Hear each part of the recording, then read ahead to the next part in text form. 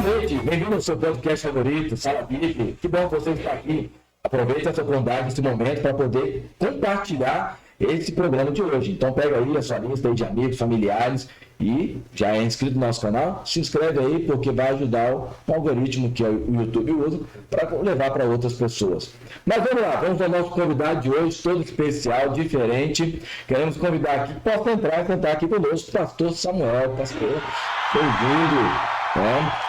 Quem é o pastor Samuel? O pastor Samuel é o nosso presidente aqui da Associação Paulista Oeste. Nós estamos chique aqui, presidente aqui.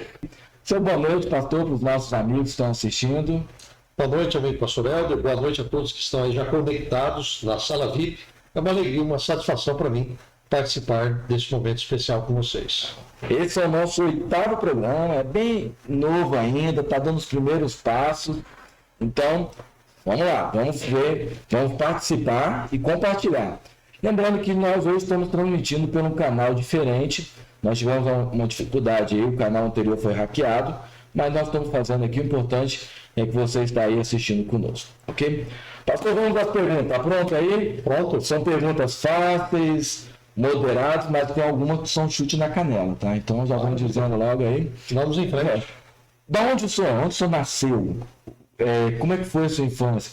E essa sua infância influenciou quem é o senhor hoje? Bem, nasci na cidade de Mirassol, no interior aqui de São Paulo, bem próximo ali a São José do Preto. Então sou nascido e criado ali naquela cidade. Vivi a maior parte do tempo ali da minha vida na infância ali naquele lugar. Cheguei a morar um período no norte do Paraná, cidade de Campo Mourão.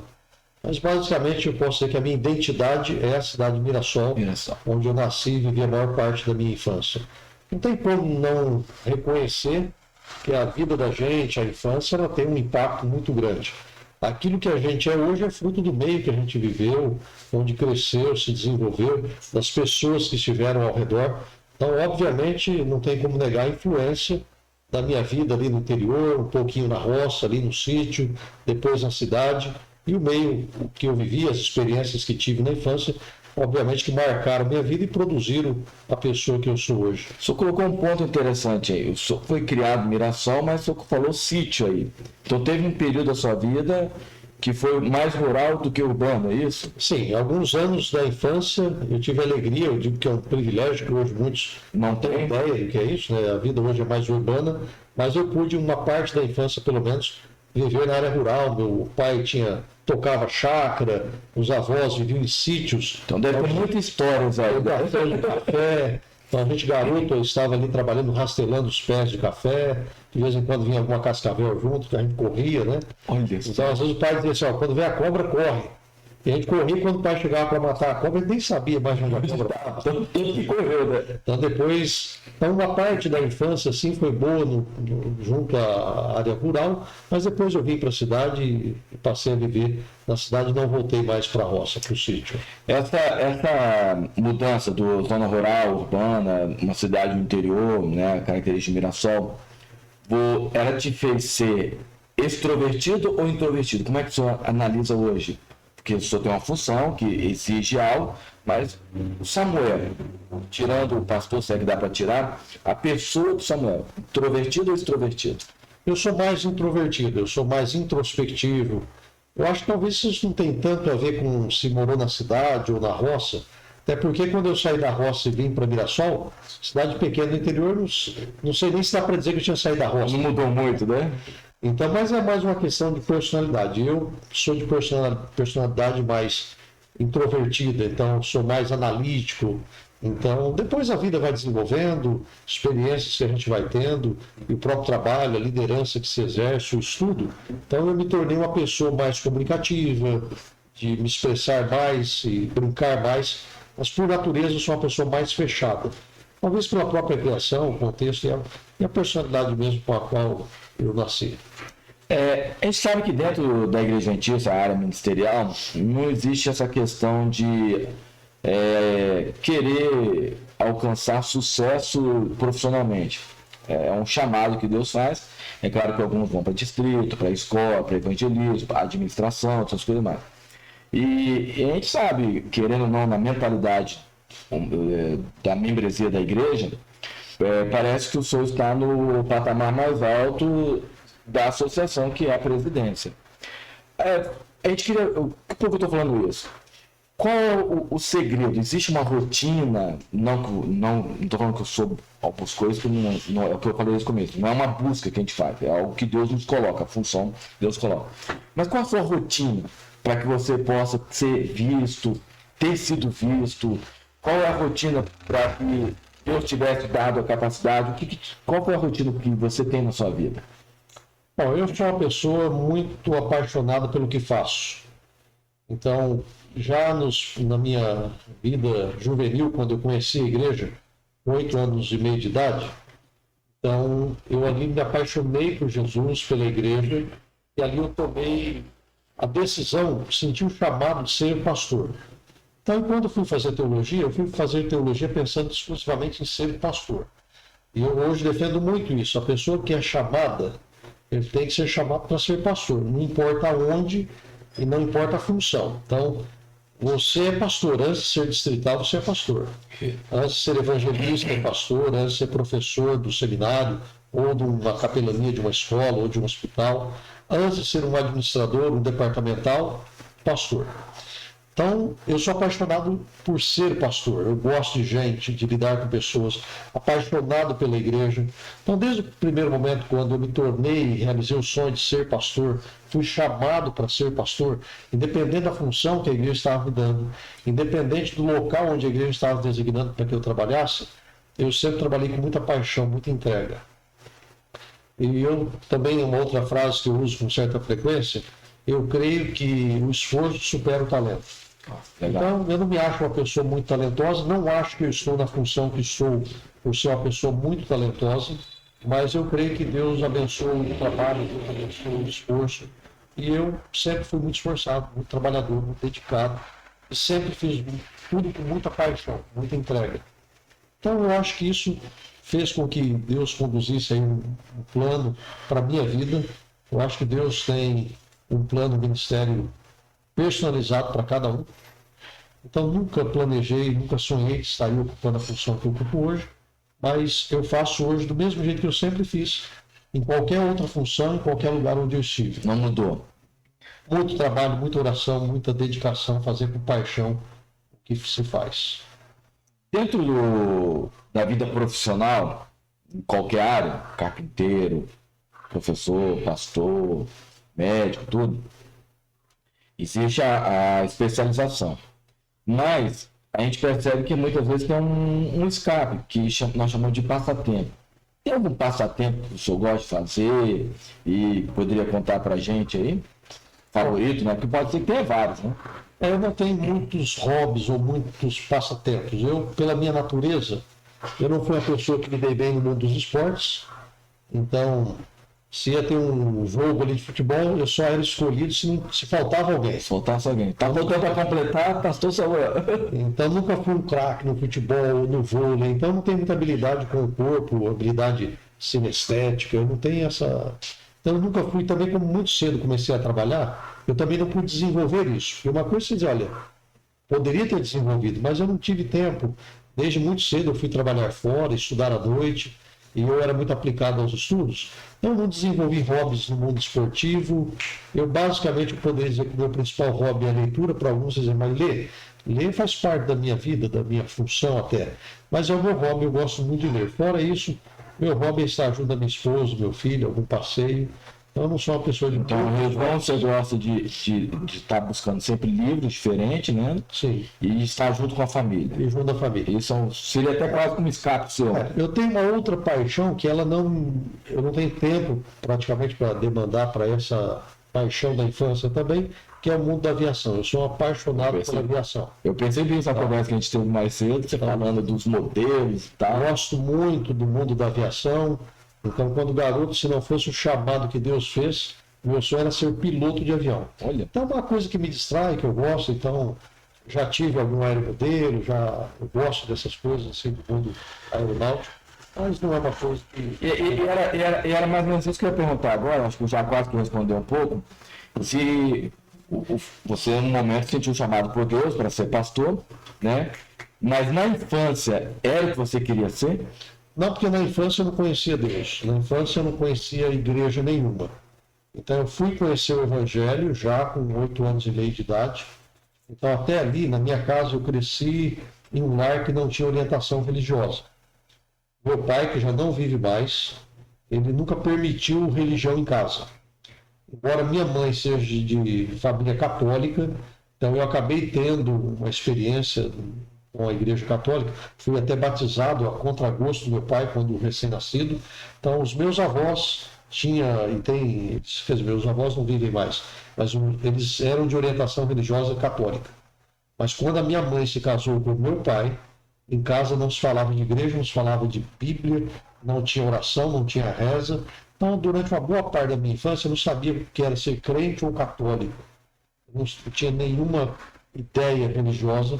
Só depois, aos 8 anos e meio de idade, que eu fui conhecer a igreja. Quando eu conheci a igreja adventista, esse foi um aspecto até positivo, porque como eu não sabia o que era ser católico ou crente, eu também não tinha nenhum preconceito.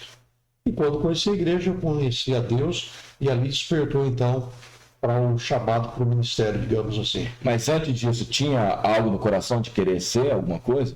Piloto de avião. Piloto de avião mesmo. Meu sonho de garoto, até conhecer a igreja, até sentir o chamado para o ministério, se me perguntasse, eu sabia muito bem o que eu queria ser. Piloto de avião. Então, pensei em servir a aeronáutica, falava, eu vou ser piloto. E sempre foi uma paixão da minha infância. Deus, de alguma forma, colocou isso no meu coração desde pequeno. O senhor colocou aqui sobre livro. Qual é o livro favorito, então? A Bíblia. A Bíblia? Não precisa nem pensar, né? Foi? A Bíblia é o livro favorito. Animal de estimação tem? Olha, tem lá uns passarinhos, calopsita, canário, já tivemos cachorro, mas atualmente só a calopsita. Só a calopsita. E por causa do filho.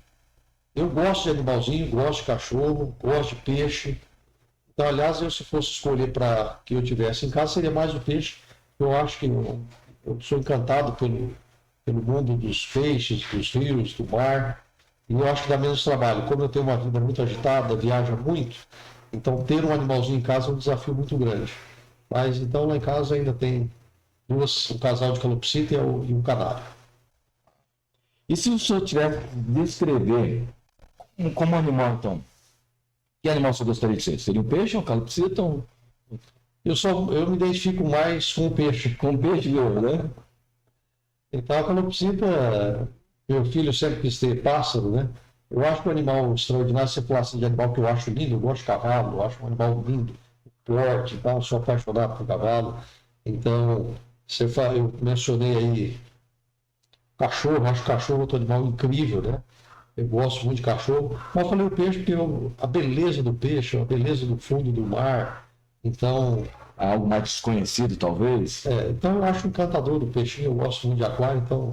Uma das perguntas que a gente faz aqui para a maioria dos nossos convidados, e eu queria fazer essa pergunta: superpoder.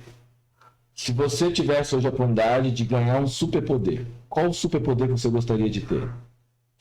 Olha, é difícil, eu não parei para pensar em algo assim. Eu diria que se tivesse o poder para eliminar a dor, o sofrimento do mundo, eu como pastor, eu que lido com pessoas, e o que mais me machuca é ver alguém sofrendo, ver uma ovelha gemendo de dor. Então, se eu tivesse um superpoder que eu pudesse acabar com o sofrimento, a dor do mundo, eu acho que isso seria a coisa mais extraordinária. Eu até brinco, tem uma frase, né? O que você faria se fosse Deus? Por um dia ou por 5 minutos. E se Deus tem todo o poder, então eu quando me coloco no lugar dele, eu digo, eu acabaria com o pecado, eu acabaria com o sofrimento, com a morte. E se Deus quer amor e é todo poderoso, por que ele não faz? Então, na verdade, a gente até pensa essas coisas, mas no final a gente tem que entender que Deus está fazendo o melhor. Ele sabe tudo. Então, a gente achar que poderia ser melhor do que Deus é um atrevimento muito grande, né? A gente fala talvez baseado naquilo que a gente quer, que é o problema para nós, né? E não o nosso ideal seria isso. Mas compreendendo que se a gente pudesse ver o fim desde o princípio como Deus vê, jamais escolheríamos fazer diferente do que Deus tem feito. Então, eu creio que o mal vai chegar ao fim, Deus tem um plano para pôr fim a toda dor e todo sofrimento. Mas, para responder a pergunta, se eu tivesse um poder... tirar a dor, cessar o sofrimento, a morte, a angústia, fazer com que as pessoas tivessem alegria e paz. Beleza. não sei se você sabe, querido, mas o professor Samuel, que é o nosso presidente da Associação Paulista Oeste, tem um ministério já há mais de 20 anos. Tivemos o privilégio, não sei se meu ou dele, né? Vou falar que é meu privilégio, fica mais bonito, né? Estudamos junto, né? No ano 2002, 2003, formamos junto. E trouxe o pastor Tiago aqui também, o pastor Tiago Zorato, com nossa turma também, né? E aí nós pudemos estudar ali e hoje o pastor Samuel ele tem um ano a mais, apesar de se formar junto, ele tem um ano a mais de ministério, porque já no 4º ano já estava atuando, já trabalhando lá, né? Nesta vida do ministério de 21 anos, vamos colocar assim, mais ou menos, muitas memórias foram criadas, né? Muitas histórias aconteceram. Tem algum que você poderia compartilhar com a gente que foi engraçado, embaraçoso, assim, né? Porque sempre tem algumas coisas mais engraçadas, igual o pastor Tiago contou aqui que um dia ele chegou na igreja com um sapato em pé de um, no outro pé no outro sapato, né? O pastor Praxés contou aqui que ele foi fazer uma entrevista e a sola do sapato saiu e ele ia arrastando o pé para a entrevista, ou coisas assim desse gênero. Já é a segunda vez que alguém me faz uma pergunta dessa natureza, assim, de alguma coisa engraçada, alguma lembrança cômica. Eu não sei se por causa da minha natureza de ser muito previsível, ser analítico, de me programar muito para tudo. Evitando os... Pode ter acontecido, e eu diria para você, se aconteceu, eu nem percebi. Então eu não me lembro de nenhuma situação assim engraçada ou cômica. Então... eu sou bastante quadradinho, analítico, sabe? Aquela pessoa do caixotinho. Então, eu gosto de planejamento, eu gosto de antecipar a tudo, né? Então, eu não me lembro, de fato, assim, de uma situação inusitada que aconteceu algo assim inesperado comigo, que eu estivesse ali, tivesse uma situação assim. Eu não pela questão mais de analisar as coisas... E até pela minha natureza, não que eu não brinque, hoje eu consegui aprender a ser extrovertido em algum momento ali, até é necessário isso, você está falando em público, acontece alguma coisa ali, você tem que ter uma saída para aquela situação, mas eu de fato não me lembro de nada assim marcante. Né, que fosse relevante para falar. Beleza.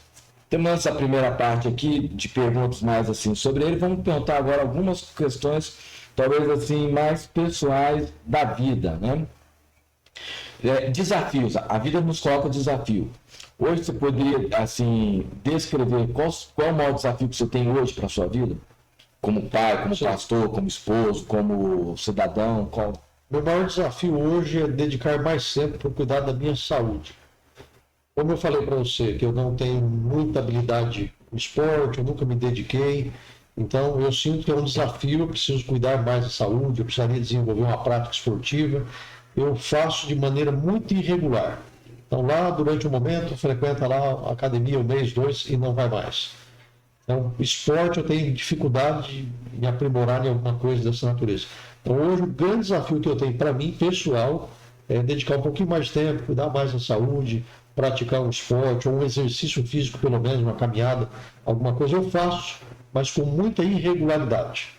E pela rotina minha de trabalho, de viagens, de correria, eu não tenho exercido a disciplina que eu deveria exercer para praticar o exercício como eu preciso. Entendi. Quem convive assim, direto com a sua vida, assim, no trabalho, lá na associação, como pastor, a gente percebe que quando o senhor fala com uma certa paixão, né? Por quê? Vou explicar. Por que você é apaixonado? O que te leva? O que você sente? Por que é essa paixão pelo seu trabalho? Eu não falo de uma coisa que eu não acredito. Então, eu sou extremamente apaixonado pelo que eu faço e eu creio piamente naquilo que eu falo. Então, eu não prego para os outros se primeiro aquilo não foi sermão para mim. Então, e por causa do que a igreja fez na minha vida, no contexto de que a conversão, ela produziu um efeito muito grande na minha vida. Porque eu venho de um lar bastante complicado, teve um desarranjo familiar muito sério na minha infância.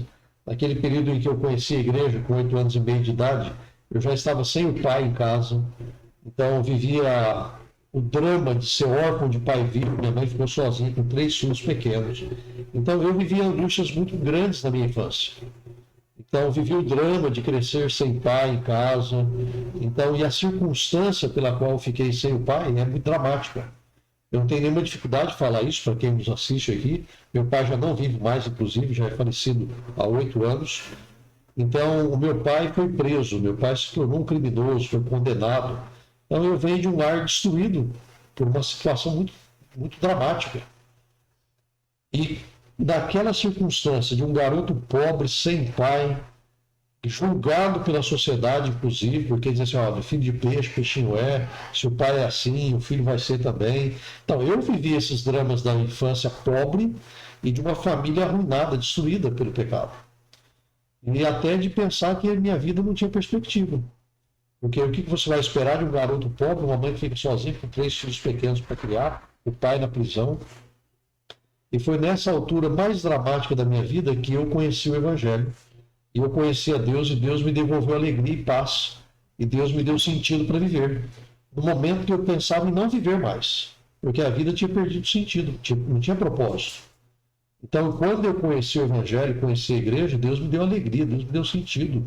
Deus colocou propósito na vida. Eu me apaixonei pelo Evangelho, me apaixonei pela igreja, me apaixonei por Deus a ponto de querer viver para Ele. Então, por isso que o que a igreja fez, o que o Evangelho fez na minha vida é muito forte. Eu fico imaginando o que seria de mim não fosse o Evangelho.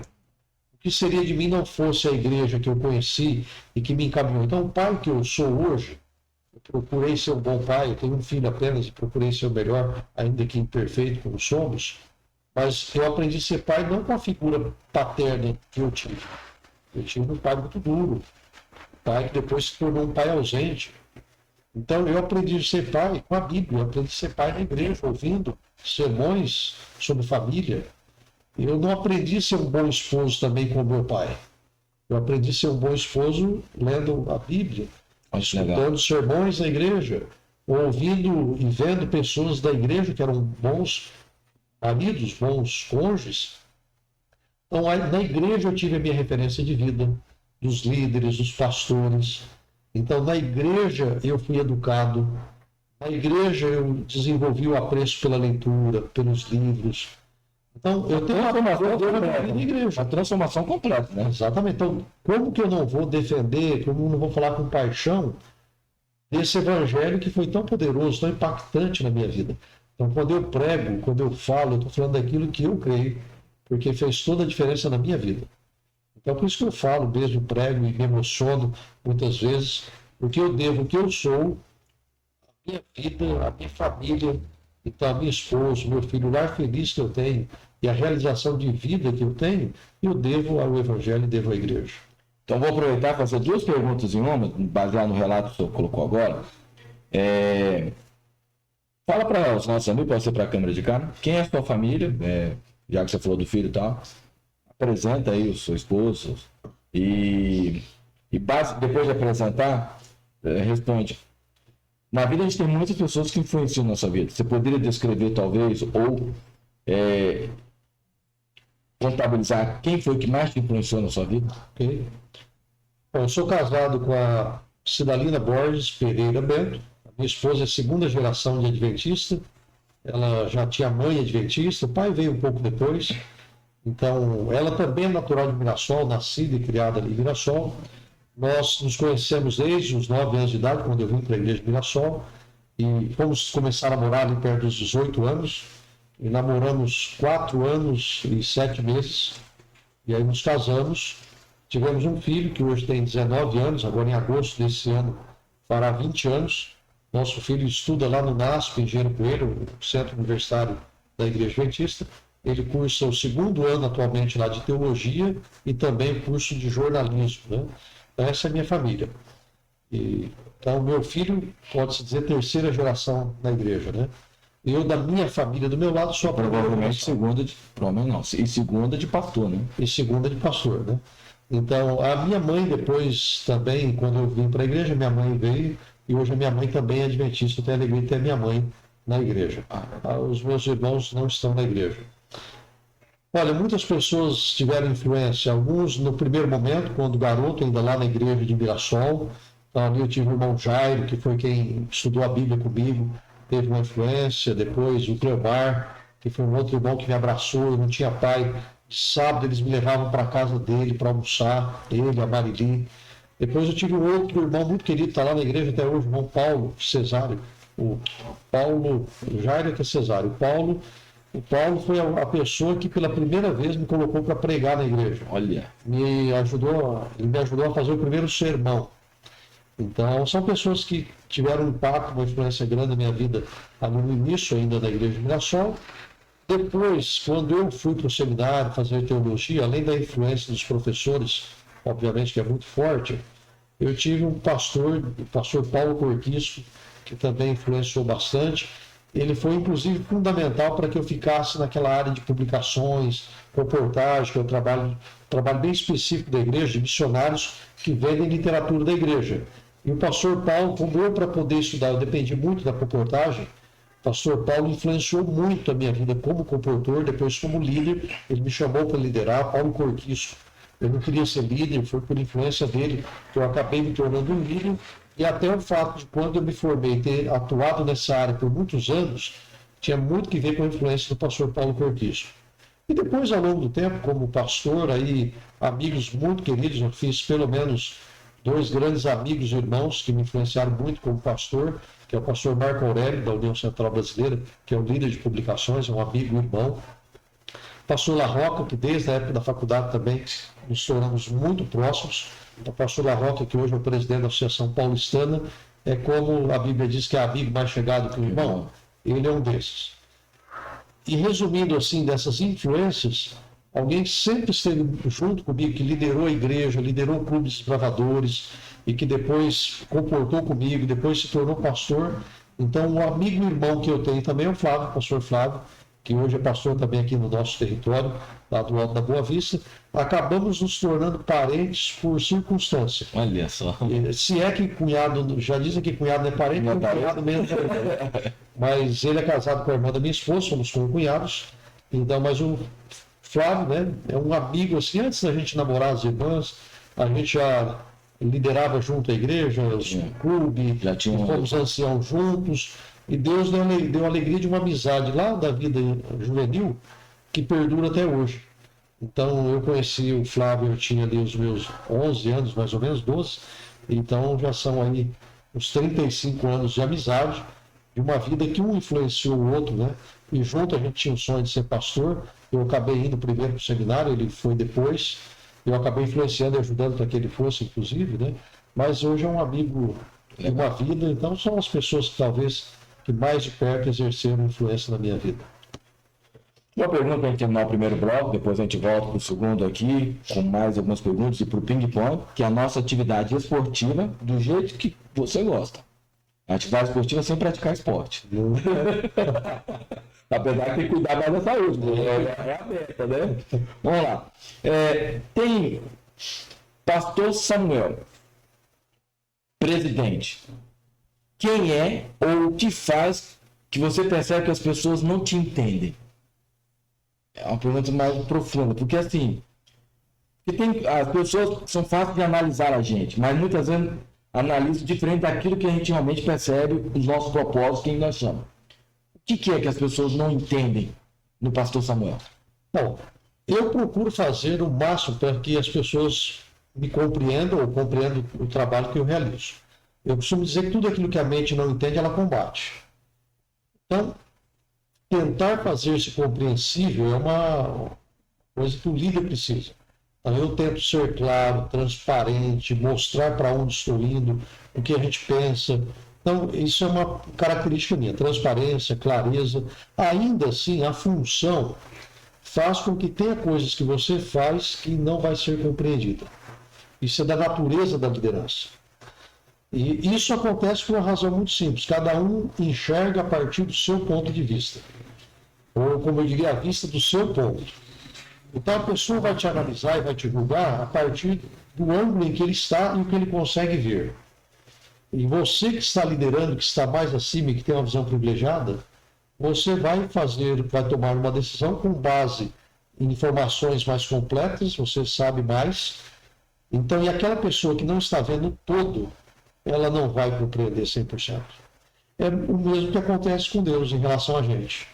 Eu costumo dizer que a gente mal consegue entender a trama que está na frente do palco. A gente não consegue ver o bastidor. Então, Deus que vê tudo, Deus que vê o bastidor, ele traça as coisas e faz de uma forma que no final vai dar certo e Deus sabe que aquele é o melhor caminho. As pessoas usam a expressão Deus escreve certo por linhas tortas, né? Expressão popular comum. Assim, não é que Deus escreve certo por linhas tortas. É que você está vendo a linha torta. No meio das linhas tortas, Deus tem um caminho plano. Deus que vê o fim desde o princípio, ele traçou um caminho perfeito. Ok, peraí. Deus. Fala, não, eu gostei das linhas tortas, Deus tem um. Deus tem um caminho plano perfeito. Então, Mesmo diante da nossa visão das linhas tortas. A gente está vendo linha torta, mas Deus está idealizando um caminho plano, perfeito. Deus sabe, tudo tem propósito. Então você vê os percalços na vida de José. Não, Deus só estava usando aquilo para formar o José que ele precisava para ser. Quer dizer, na visão de José e quem estava, era linha torta, mas para Deus aquilo era linha reta para o propósito final. Era exatamente parte do plano, do caminho. Então, uma maneira diferente de ver, nossa, torna muito mais confortante saber isso, né? Eu costumo dizer o seguinte: Deus não lança na fornalha da provação metal vil sem valor, mas é ouro precioso.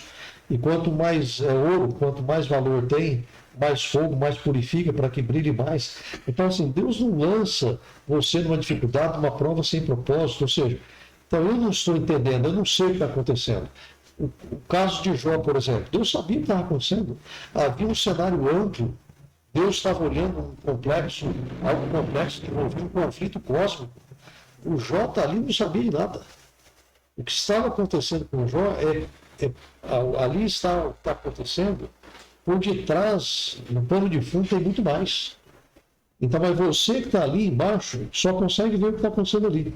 Deus está vendo tudo. Então, um líder, cada vez que você está liderando, você está numa posição de liderança, então a vista de uma visão melhor é privilegiada.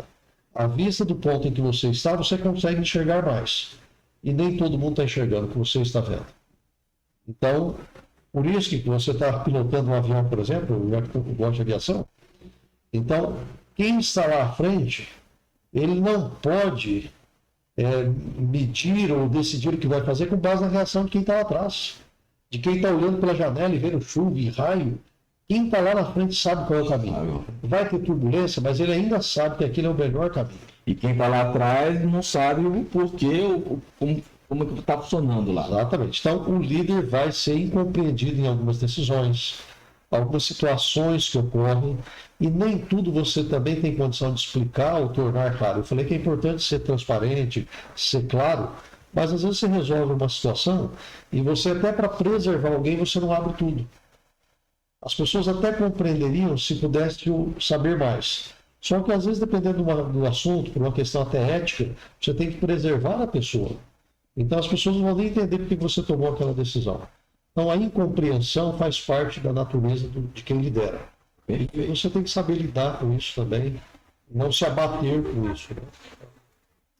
Queridos, terminando a nossa primeira parte, vamos então para um rápido intervalo, já voltando para a segunda parte.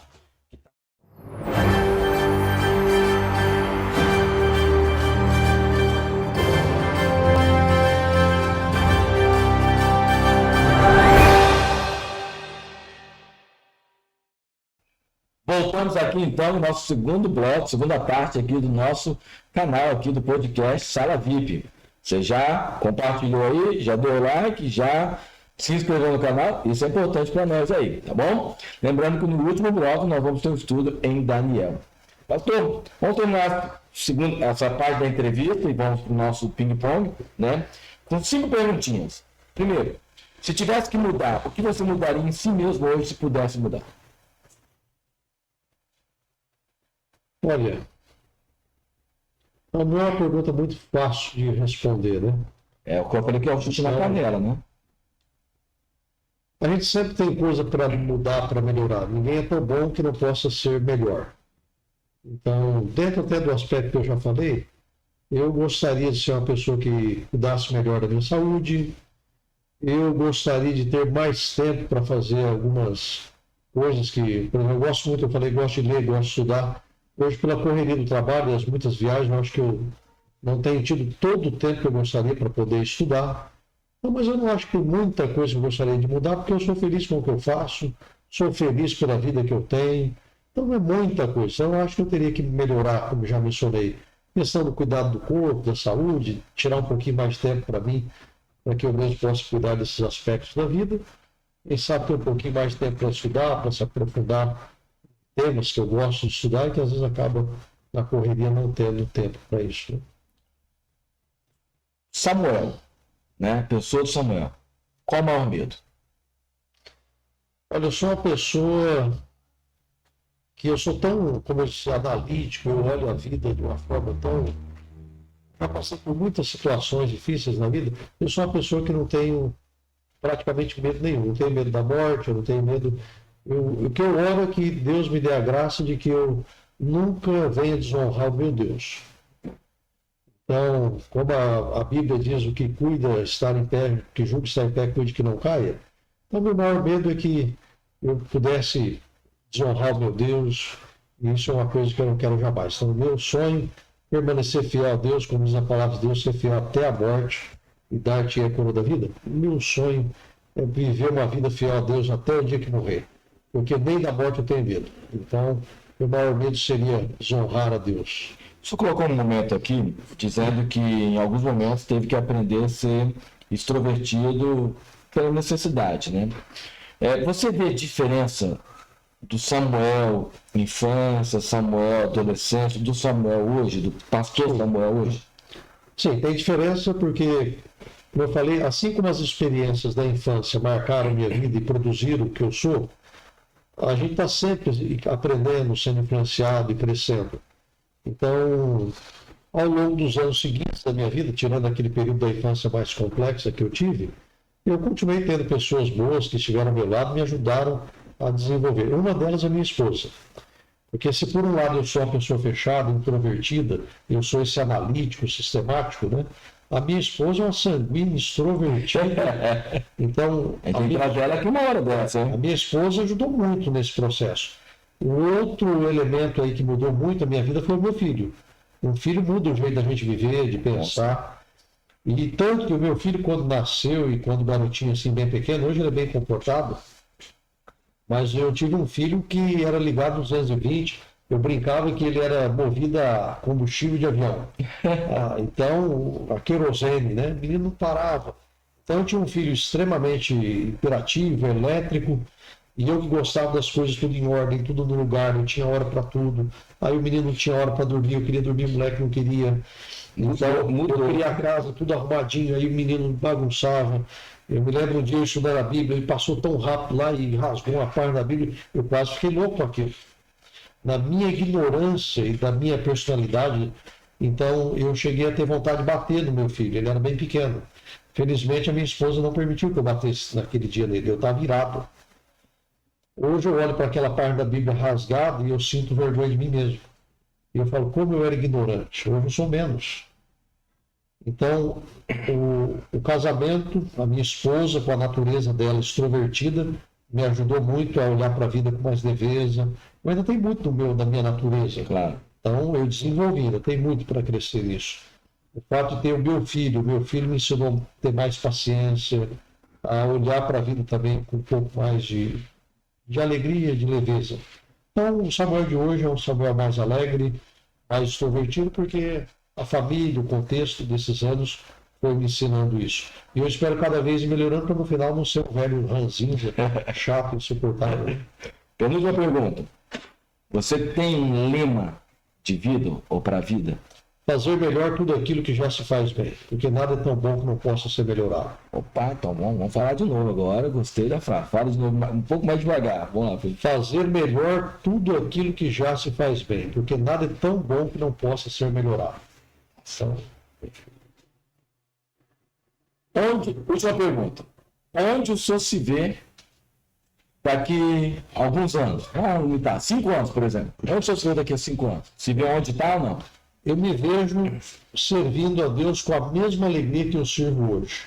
Na natureza do ministério pastoral, e até pela função que eu exerço hoje, eu não tenho como prever aonde eu vou estar. Nem a função e nem o lugar. Mas eu tenho como prever como eu, Samuel, vou estar.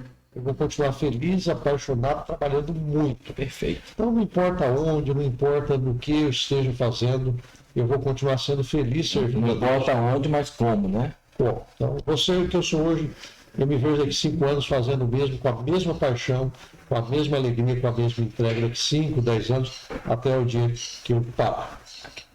Querido, terminando a segunda parte, nós vamos agora então para o nosso ping-pong, a parte esportiva, sem praticar esporte, é claro, né? Vamos lá, vamos então à nossa vinheta.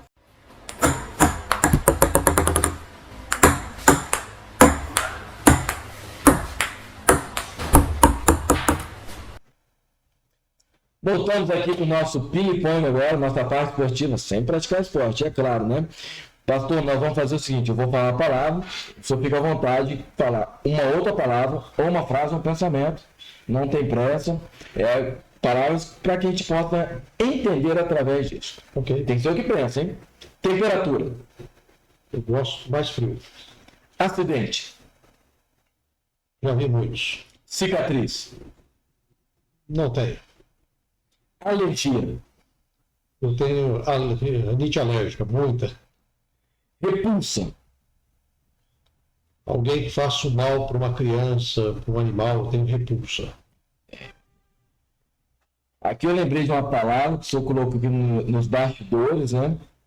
Frio na barriga, o dor da barriga. Olha, eu gosto de altura, porque eu gosto de avião. Eu respeito muito o mar, eu tenho medo da água. Ok. Pôr do sol, Uma beleza, algo extraordinário que Deus dá de graça pra gente. Eu adoro pôr do sol. filme, Assisto muito pouco, não é minha praia. não, um bom título de filme, né? Eu é minha praia. Texto bíblico, Mateus 28, 11, 28. Ainda que estáis cansados, vinde a mim, né? Todos que estáis cansados, sobrecarregados, eu vos aliviarei. Mais sobre vós o meu jugo e aprendei de mim. Esse texto é muito importante para mim. inspiração, Olha, eu me inspiro muito. Tem pessoas que me inspiram e hoje, basicamente, além das pessoas especiais que me inspiram, eu me inspiro com bons livros que leio, então, coisas assim, serve de inspiração para a vida.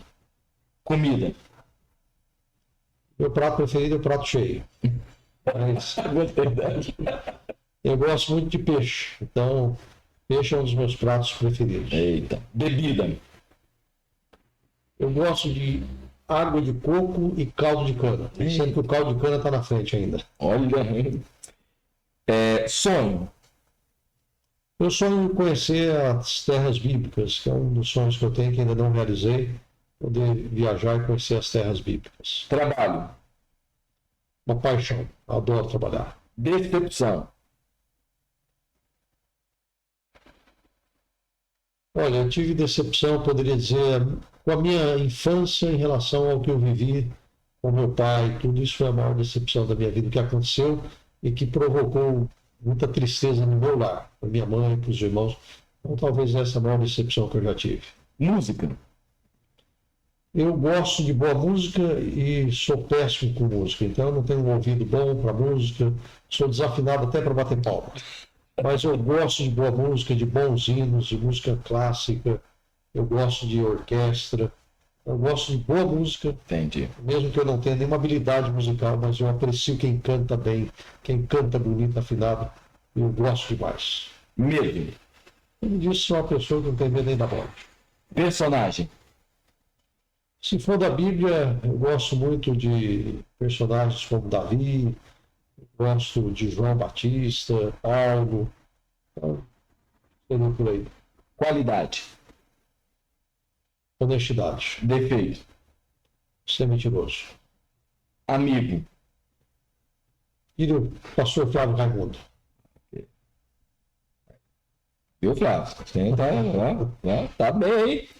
Animal, peixe. Aí, agora um contraste, porque eu gosto tanto do peixinho, eu disse que gosto de comer o peixe também, né? Você gosta Eu tanto gosto de comer o peixe, até no prato eu gosto do peixe. tadinho dele. Viagem, Adoro viajar, gosto demais.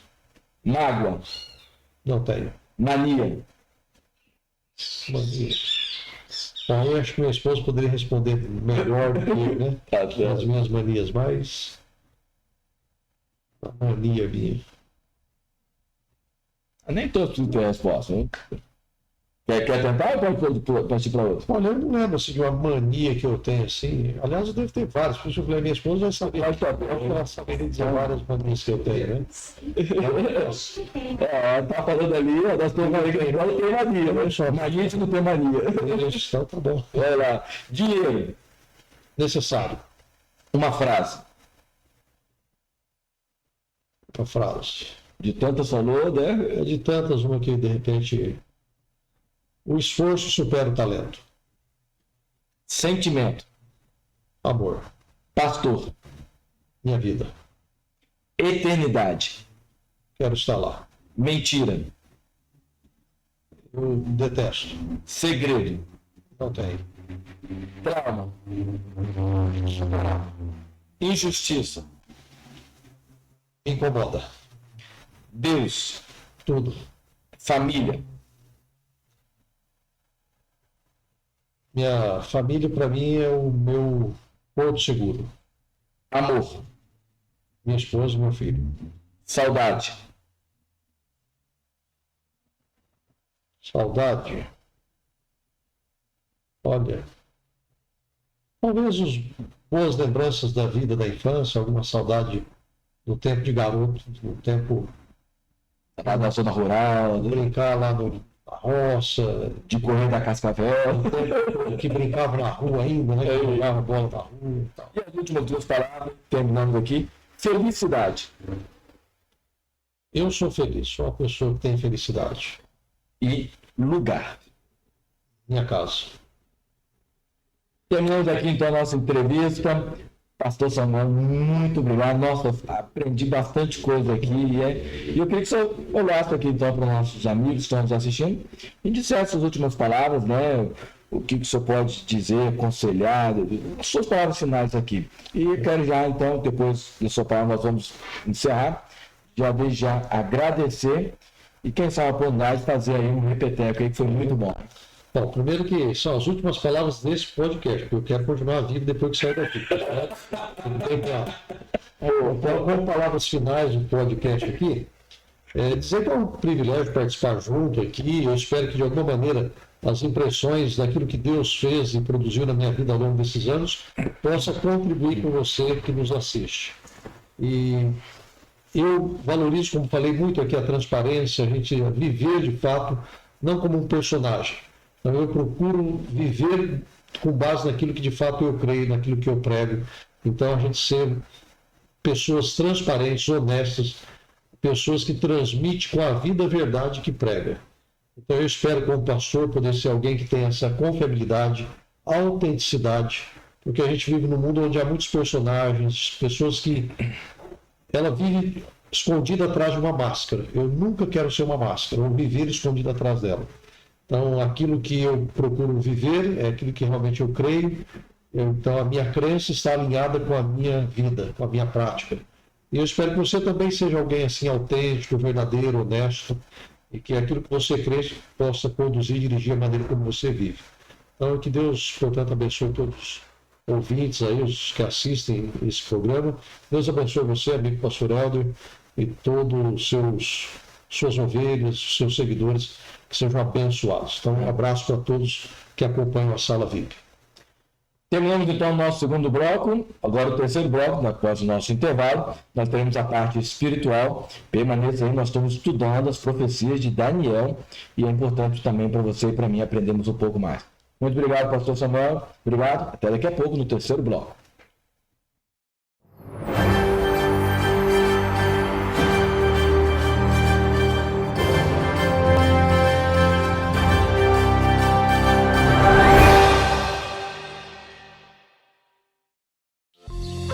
Maranata. Uma palavra que faz parte da história dos jovens adventistas há gerações.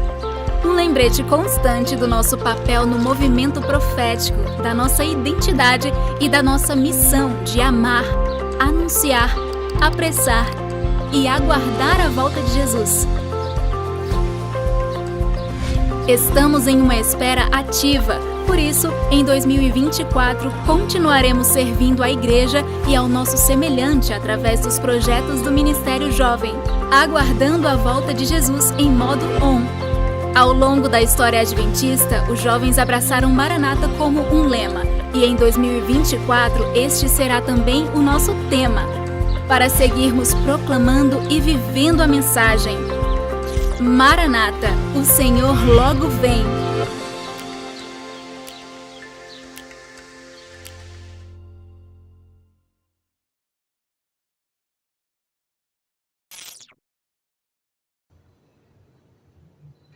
Voltamos para o terceiro bloco da nossa Sala VIP, o podcast favorito meu e seu.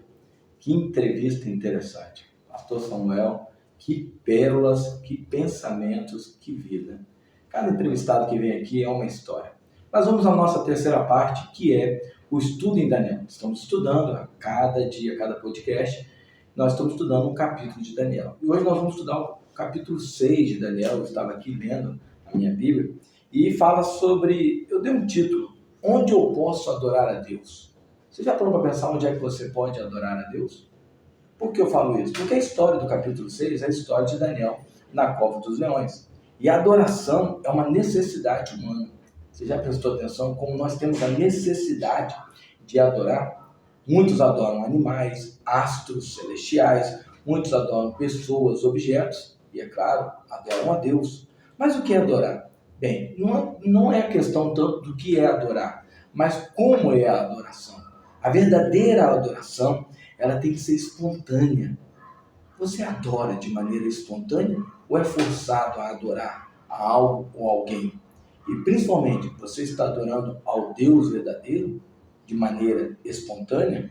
Bem, este capítulo, o capítulo 6 de Daniel, nos traz uma lição inédita, uma lição extraordinária, através da história de Daniel na cova dos leões, de que nós devemos adorar a Deus, não importa o local, não importa a situação, não importa se até mesmo a nossa vida está sendo colocada em risco e se há um decreto de morte para aqueles que não adoram a Deus. Daniel nos mostra isso, é o que nós vamos aprender agora. Do versículo 1 ao versículo 3, mostra ali o final da queda de Babilônia, que é a cabeça de ouro, e a ascensão de Ciro e do seu aliado Dario, que foi ali que tomou posse em Babilônia e todos os reinos ali da Babilônia. Isso se deu mais ou menos no ano 500, se deu no ano 539 a.C. E nesses 3 primeiros versículos, Dario ele pensa em colocar Daniel como ali um dos chefes da sua nação, né? E quando ele coloca esse sentimento de colocar Daniel, o verso 4 e 5 fala que os príncipes, os prefeitos, os sátrapas não ficaram muito satisfeitos e tentaram de qualquer maneira derrubar a Daniel e começam a vigiar a vida de Daniel. E sabe o que acontece? Eles não acharam nada de Daniel. Na verdade, a única coisa que acharam de Daniel é que ele era honesto, verdadeiro e adorava a Deus de forma espontânea 3 vezes ao dia na janela da sua casa. Então eles pensaram, já que não tem nada de errado em Daniel, vamos criar algo do que ele está fazendo certo se torne errado. E aí o verso 6 e 9, eles fazem uma proposta indecente. Qual a proposta? Ele chega para o rei Dario e fala, olha, rei Dario, você está tomando conta agora de toda a nação, tem algumas pessoas talvez que não gostem de você. Por 30 dias, faz um decreto que todo mundo só pode adorar você e mais ninguém. Repare, a verdadeira adoração é espontânea. Aqui eles fazem uma proposta que as pessoas adorem de maneira forçada, tendo em risco a própria vida. E Dario fala, olha, legal, além do ego dele, de todo mundo adorar a ele, e também ele ia saber quem era honesto, quem é que estava do lado dele e quem não estava do lado dele. Mas ele nem imaginava o que estava acontecendo. Tudo isso para pegar Daniel, o servo leal, que ele estava pensando em colocar como chefe de todos. E aí nós vamos para o verso 10. Qual foi a reação de Daniel ao ele descobrir o que estava acontecendo? Bem, Daniel descobriu, foi feito o decreto, chegou o decreto até ele. Tenho certeza que fizeram questão de chegar até ele esse decreto. Qual foi a primeira coisa que Daniel fez? Ele foi para o seu quarto, abriu a janela, que dava em direção a Jerusalém, e orou a Deus. Por que ele não orou com a janela fechada? Porque ele podia orar de modo silencioso. É que ele era uma testemunha viva. Ele fazia de maneira aberta. E se agora ele se escondesse, ele estaria se escondendo de Deus, deixando de ser uma testemunha viva. Sabe? Muitas vezes não é fazer o errado, é deixar de fazer o certo também é errado. E Daniel ali, ele percebeu que ele precisava ser essa testemunha firme. E aí, ele entendeu. Tem até um texto bíblico, eu anotei aqui, Atos capítulo 5, verso 29.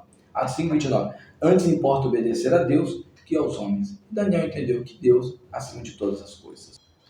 No verso 13, continuando a história, eles então descobrem que Daniel... eles estavam vigiando Daniel. Né? Eles vão lá e falam para o rei Dario, rei Dario, sabe? Aquele escravo judeu, sabe? Aquele estrangeiro, mostrando até um desprezo por ele, por não ser do meio deles, tendo preconceito contra Daniel. Então, ele desobedeceu. Nós não queremos contar, mas ele quer fazer o que o Senhor mandou. E então vamos para o verso 14 ao verso 17. O rei Dario entende que caiu numa armadilha do qual do seu ego. Né? Ele, querendo ser adorado, percebeu que estava perdendo uma pessoa honesta, sincera e líder que estava auxiliando ele. Ele tenta de tudo para salvar, mas ele percebe, ele entende e ele sabe que a lei dos médios e persas não pode ser voltada atrás depois de ser editado ou ser promulgado. E ele tenta salvar de qualquer maneira, no final do dia não conseguindo, ele manda Daniel então ser jogado na cova dos leões. Aqui, amigo, começa o extraordinário da história de Daniel. Verso 22 nos ensina uma lição muito extraordinária sobre a história de Daniel.